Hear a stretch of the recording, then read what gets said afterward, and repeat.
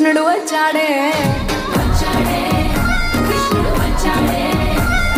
యమునా తీరాన ఉన్న రాధను చూశాడే ఫ్లూటులేని గోపాలుడే సూటు వేసే భూపాలుడే మీసం వచ్చిన బాలుడే మాట వెంట పడిపోవుడే